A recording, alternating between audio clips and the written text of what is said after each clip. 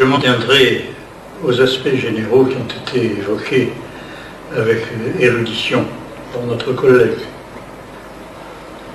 Premièrement, je mets en garde contre la traduction du mot culture par le mot thaqafa. C'est une mauvaise traduction. En voulez-vous une preuve? El-Mutaqqaf, dans tout le monde arabe, c'est celui qui a reçu une instruction dans une langue occidentale. Je vous défie de trouver un emploi du mot Mutaqqaf pour quelqu'un qui a reçu une instruction approfondie, par exemple dans les sciences religieuses ou dans la culture arabe proprement dite. Car là, il y a deux mots. Le faqih, la ilm, ou bien l'adi. للمستعربين أو العاربين الذين لا ينطقون بالفرنسية بينت رفضي لترجمة ثقافة للكلمات الفرنسية culture. المثقف في تعبير العربي، المثقف هو الذي يتقن لغة غربية، فرنسية كانت أم إنجليزية. الإنسان المثقف هو الذي تربى أو اكتسب تعليمه وترقى في معلومات الآداب أو العلوم الغربية. فمثلا طه حسين كان رجل مثقف في اللغة الفرنسية. إما مشايخ الأزهر ما كانوا من المثقفين. لا أحد من المصريين يقول إن مشايخ الأزهر يكونوا من المثقفين، بل كانوا علماء أو فقهاء. فالكلمة التي أقدمها لكم لترجمة اللفظة الفرنسية أو الإنجليزية culture هي حضارة. الترجمة الأنثروبولوجية culture هي الحضارة. أما ثقافة كلمة نخبوية من جهة التي تميز ما بين الفوقاني أو الفوقي من الهيكل الاجتماعي والتحتاني من جهة، ومن جهة أخرى مما هو داخلي أو جواني وما هو خارجي، بعكس معاني la culture. وما هي la culture؟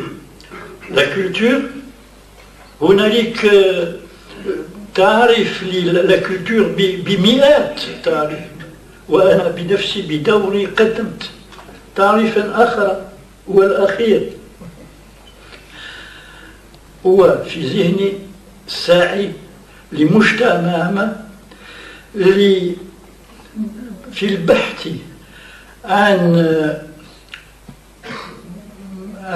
معناه وتعبيره، لكي تبحث أن تكتشف عن معناه وتعبر عن نفسه. هذا هو في ذهني الحضارة أو الكولتور. وكما ترون الكولتور لا تخلو من أوجه استاتيكية جمالية. نعم. ففي هذاك التمييز الذي قدمته لكم جواب للسؤال الأساسي فيما يرجع لموقف النخبة من بقية الشعب. لابد أن النخبة لا تفترق، لا تنفرد أبدا من بقيتها من الشعب. فلو انفردت عن الشعب ما بقيت نخبة. مهما كان ذلك الشعب. الخطر الأكبر أن نخبة ذلك الشعب لسبب ما ينفرد عن ذلك الشعب، سبب الاغتراب، الأخذ بحضارة أخرى، البحث عن سفسطة أو تفتيش تتجنب عن ضرورة الحياة البسيطة، تفترق عن حياة الشعب، عن حياة الأمة. فهنالك خطر عظيم للشعب، ولما الشعب يراه أنه حضارته، لأن للشعب نوع من الشعور لما هي حضارته، له شعور وله مكان يعرف أن يعبر عنه، يعرف أو يحس بحساسية دقيقة بما هي حضارته.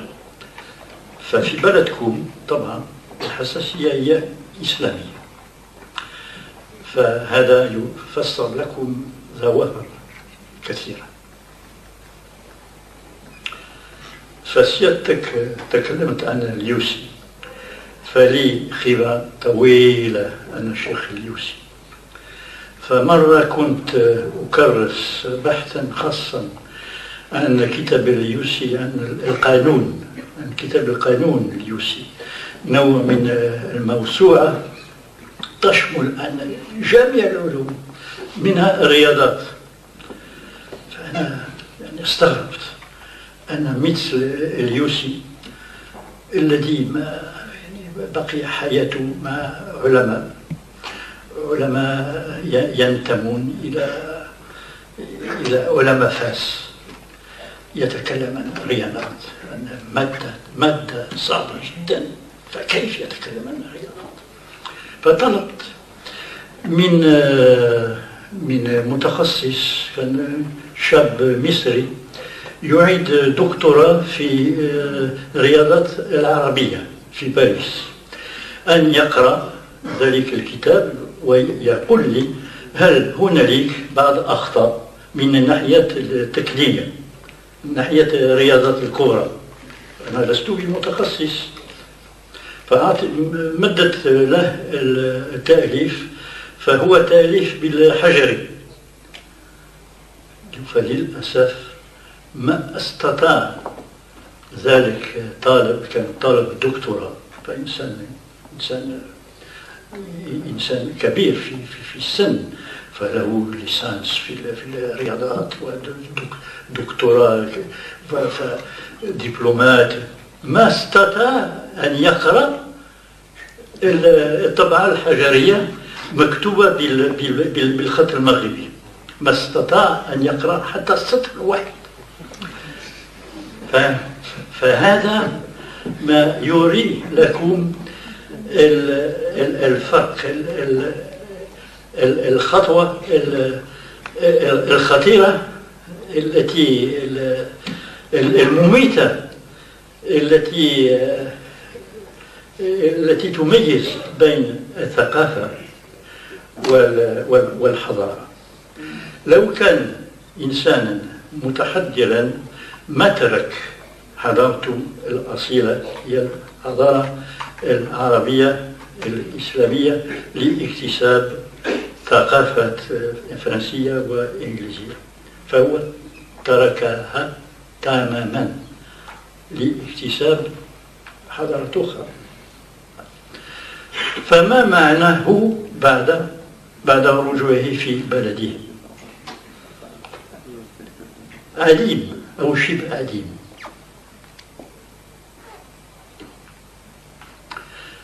فبعد هذا